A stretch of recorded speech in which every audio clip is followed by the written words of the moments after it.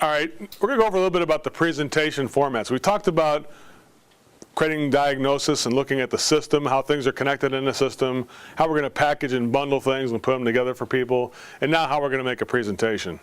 How we're going to create contrast in our presentation, with the top option being something that's more unreasonable, and the bottom option being something that's probably even too cheap. Something's not going to be very reasonable, very inexpensive. When most people make a presentation of their prices in the service industry, where do they normally make that presentation of a price? What have we been taught to do by most other situations? What do most contractors do with the pricing? How do they give it to a customer? Here's your price. Where do they write it down on? Proposal. A service ticket or proposal? If you're a service guy, a technician, where would it be? On your ticket, right? What kind of things are on a service ticket? Address, name, logo, pounds of refrigerant used, parts, all different. It's a plethora. Don't you look at a service ticket yourself and it hurts your eyes sometimes, all the stuff that's on it? You yourself, you're in the industry, right? Imagine a customer looking at a service ticket and trying to decipher what the heck you're trying to sell them here right now. Do you see how the mind gets confused with this? We're going to go over the presentation format and some of the important things to remember when you present your prices to customers.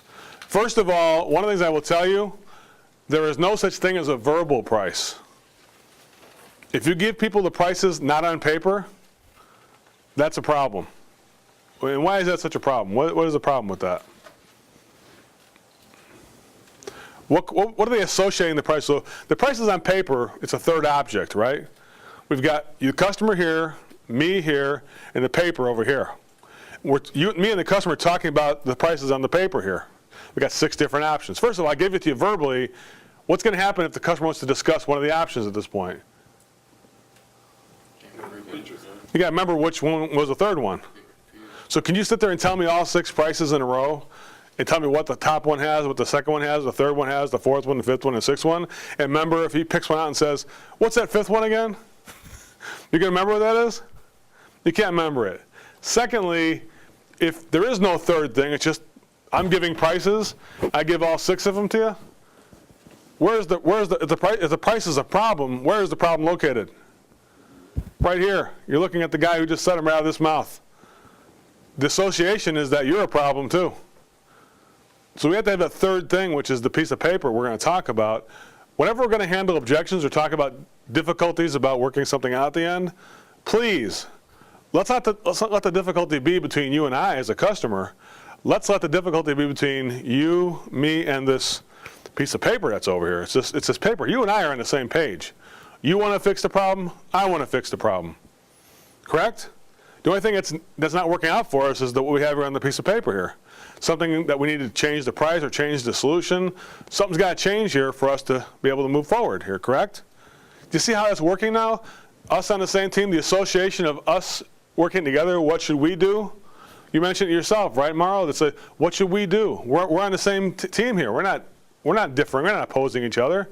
The problem we have is on this paper here right now, if there is a problem. Most of the time, if you hit the right code, you say this is a McDonald's option to a guy who's in the fast food industry who loves McDonald's. You see a New York Yankee fan, and you say this is our Yankee Stadium skybox option. You have whatever it is, a University of Illinois football fan, and you call this our Illini Premium Plus option, and there's a reason why you tied those words into that somehow. This one is like, because let's face it, Illinois is one of the finest schools in this state, and I want to make sure this is our finest package that we offer too. If you can somehow tie those two together somehow, if that's your way of doing it, then do it. You know what I'm saying there, guys? College basketball fan. He likes all college, doesn't have a favorite team, but just loves college basketball. What would be your top team all the time usually? This is name some great teams that you know they're always in the Final Four. This is our North Carolina. This is our Tar Heel package. This is our Duke Blue Devil package. You could do it that way. This is one of what's a losing team that never wins in college? Nebraska. In basketball, probably Nebraska. This is who knows what it is, right? I'm not going to say because I don't even know any losing teams. But there's got to be some teams that aren't very good. This is Oral Roberts package or whatever, right? You know, it's the teams that always they're always scheduling these teams to always lose to these teams. You know, so You could do it that way if you want to be on code, if you want to be that right way. Now, if you're not going to be on code, you're down to being able to handle objections a little bit better at the end here.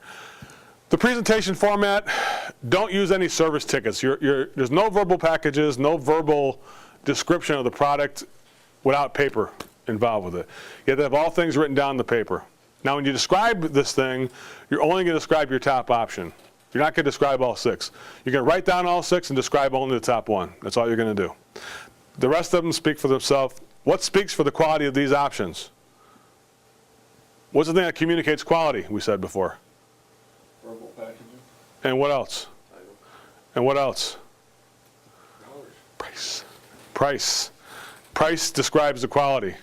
If I say one thing is $500, I say one thing is $2,500, without saying what that is, the $2,500, is it better than the thing for $500, would you say? Yeah, absolutely. It's higher quality. You said quality is important, right?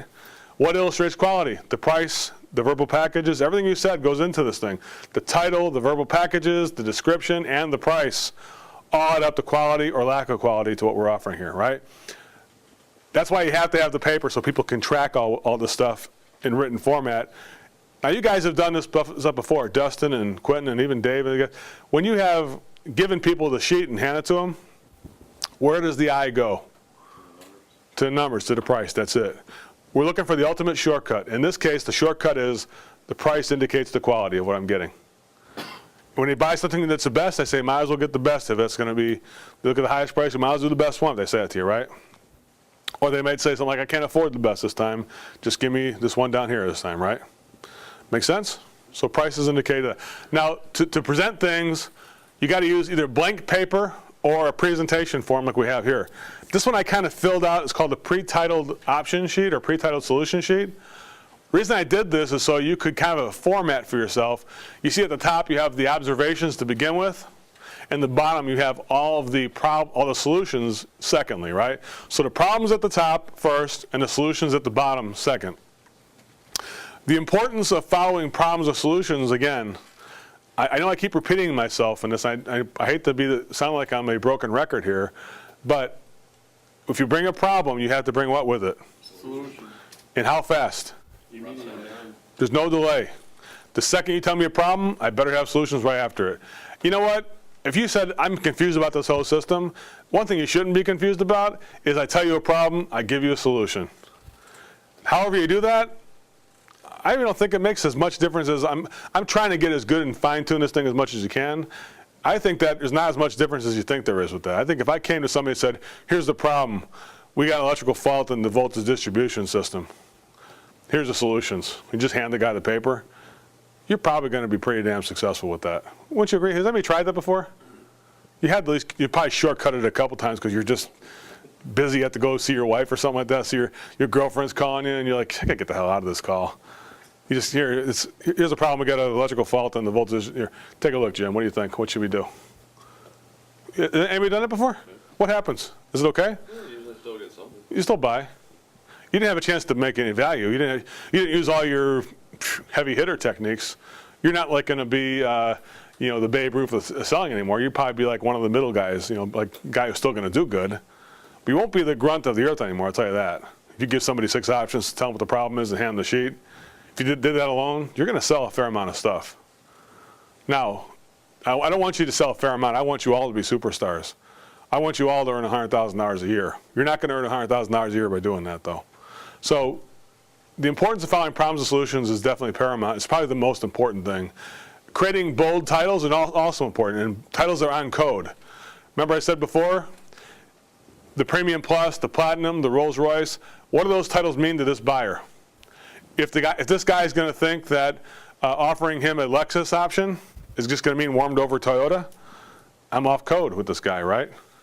But if I found out through my questioning and things of this buyer that universities for his son who's going to go to college next year, we're just tied up in knots over it, Joe. He's got scholarship possibilities. He is a grade A student. He has got a 4.5 grade point average, and we want the best for him. What are you considering, Job? Well, we know the best is Harvard University. We know that, and he's got an offer to go there, But we also are considering other, like Columbia and Duke, because he wants to get into medical sciences too. So we're like, so now you've learned some things. What have you learned about this buyer? What would be on code if you said, remember John, before you said about your son and how important his education was? This top option is like our what option? What would you say? Harvard. It's like a Harvard University option. Now, you don't have to write Harvard University down if you don't want to, but you could say those words if you want. This is our premium option. I like to call it the Harvard University option. You could just say that if you want to. You don't have to write Harvard University down if you don't want to. You can write down Premium Plus and say Harvard if you want to. Titles work two different ways. You can write down the title if you want to. I did write down one time, New Millennium Green Built Package. A person who was like into the newest, he's like, I can't wait for the future.